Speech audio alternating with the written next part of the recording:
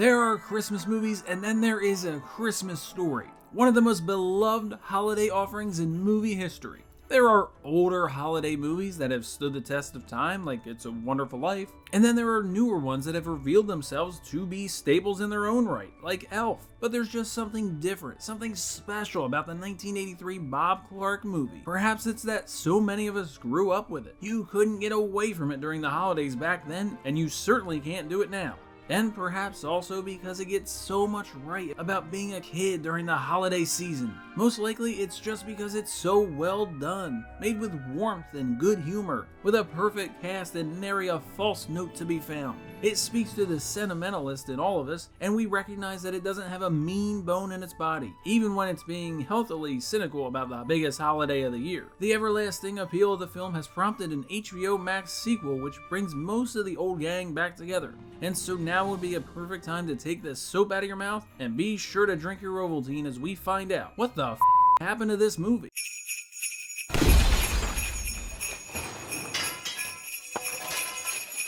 A Christmas Story was the brainchild of Gene Shepard, a popular humorist and radio personality whose career spanned decades. Though most famous for his irreverent radio broadcast, which he allegedly performed without scripts, Shepard was convinced to start writing his stories down, ultimately leading to his first book, In God We Trust, All Others Pay Cash. The book was a collection of stories centering around a man named Ralph who returns to his hometown after years away, prompting him to reminisce about his childhood.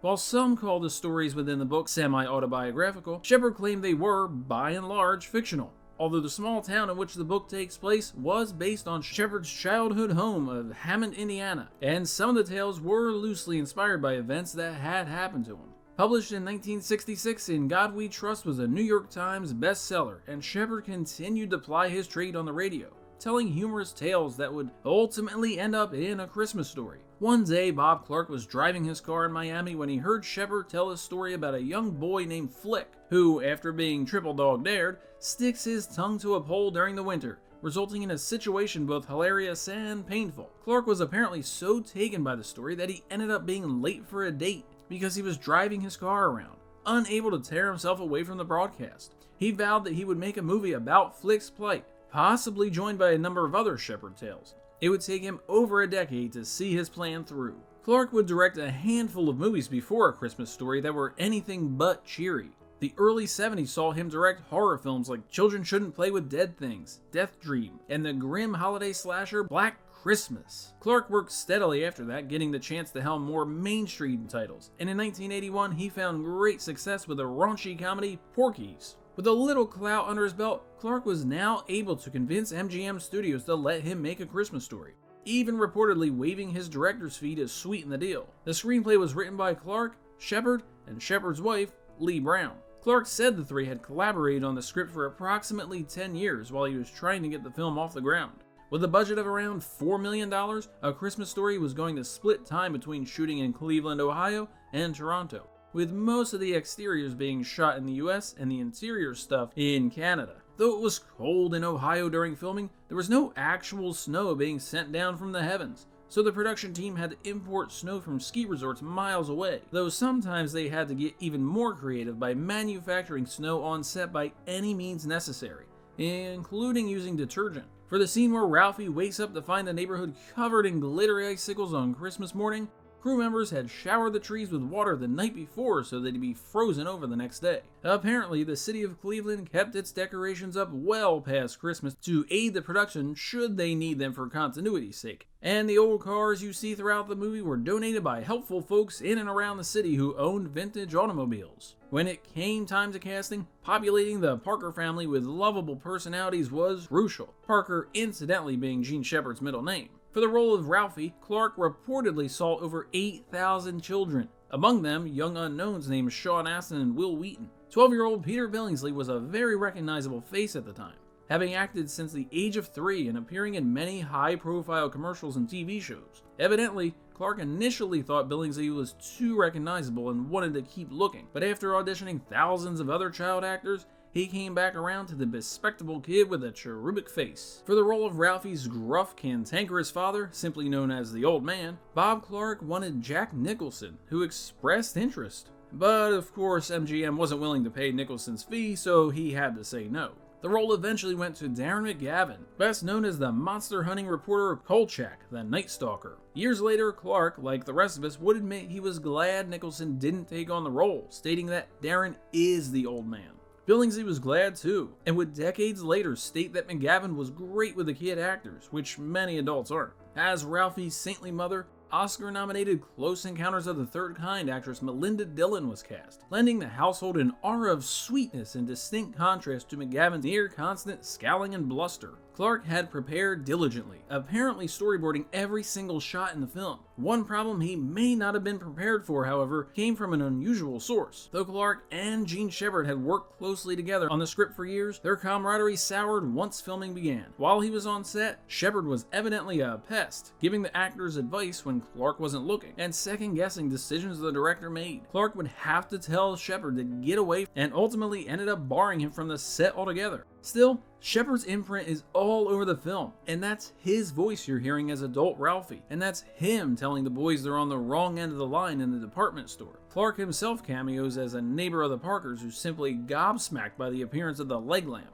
To simulate the narration on set, Bob Clark would read the script while standing right next to the camera for Billingsley, helpfully giving the young actor his cues, as well as any idea of how the final scene would ultimately play out. Clark didn't mind keeping the actors on their toes though. Now, apparently, the kids were not allowed to see the infamous leg lamp until the moment McGavin opens the box and takes it out, so their stunned reactions are quite genuine. Similarly, towards the end of the film, when the family was assembled at a local Chinese restaurant for Chinese turkey, Melinda Dillon was not aware the duck would come out with its head still attached, not to mention that its head would be lopped off. Those fits of laughter from Dillon are completely real. Billingsley had his share of embarrassing, or let's say unappealing, experiences on set. During the scene where Ralphie imagines himself to be a cowboy fending off bandits, the character chews and spits out tobacco. Unbeknownst to most of the people on set, Peter was actually given chewing tobacco for the scene, which soon led to him getting awfully sick. After his nausea passed, they reshot the scene using raisins instead of chewing tobacco, an admittedly good choice for a 12-year-old kid. The scene where Ralphie's forced to stick a bar of soap in his mouth was pulled off using a wax bar, which was only slightly preferable to the real thing. Peter later said that because he'd actually had soap shoved in his mouth by his parents when he said something off-color, he could relate to Ralphie's disgust in the scene. For the scene where Ralphie gets a snowball in a kisser, that devastated reaction on the poor kid's mug was real. Apparently, whoever had the gig of smashing the young actor in the face threw the snowball too hard, and though Peter mostly kept it together for the scene, he couldn't help shedding a few genuine tears. Soon after, Ralphie goes hog wild on bully Scut Farkas, unleashing a torrent of fists and jumbled profanities on the evil ginger. According to Billingsley, those words, whatever they are, were actually in the script, so what you're hearing isn't just ad-libbed rambling. That wasn't the case when it came to Darren McGavin's similarly nonsensical shouts of dismay whenever the old man goes into the basement to battle the furnace. McGavin apparently improvised all the gibberish, concocting words out of thin air because he couldn't think of ways to scream actual words without eventually resorting to profanity. It's said he also improvised the sentence, "He looks like a deranged Easter bunny," during the scene where a humiliated Ralphie wears the hideous Easter bunny suit that his aunt gifted him. Billingsley was indeed truly embarrassed to be wearing the suit on set in front of everyone, and it didn't help that it was uncomfortable and hot, but the actor still has the costume to this day, as well as the cowboy outfit from his Red Ryder fantasy sequence. There were meant to be 2 more fantasy sequences in the film actually. One where Ralphie joins forces with Flash Gordon to defeat Ming the Merciless, and another where he saves Santa Claus. Both scenes were filmed but discarded during post-production. The Flash Gordon scene in particular felt out of sync with the rest of the film, according to Billingsley. While Ralphie was mostly a good boy on set, apparently things changed a bit when the cameras weren't rolling. Billingsley and the other young actors would raise some hell in the hotel in Cleveland where they were staying, evidently throwing things out the window, ordering ungodly amounts of room service, and knocking on people's doors in the middle of the night and running away. No word on if they got the Schwartz treatment after such mischievous deeds. A Christmas Story was released in mid-November of 1983, making about $2 million and opening at the number 3 spot. It actually performed better the following Thanksgiving weekend and stuck around through the holidays, into January. Noting its quiet popularity, MGM re-released the film a year later, again in November, and when A Christmas Story really started attracting notice was during its initial run on cable and on VHS. The mid-80s were when the home video boom really started happening, and the film slowly but steadily became a holiday staple. Things changed in a big way for the movie in 1986, when MGM had to sell off its film library to Ted Turner because it was mired in debt. Turner was apparently the one to suggest that his channel, TNT, show A Christmas Story regularly during Christmas time, though it wasn't until 1997 that they decided to play it for 24 hours straight, from Christmas Eve until Christmas Day. Now, you can see both TNT and TBS showing the film on loops during the most wonderful time of the year. And no, you're not weird if you watch at least 12 hours of it. In 1994, Bob Clark directed It Runs in the Family, a sequel of sorts to A Christmas Story, with the same trio of screenwriters penning the script,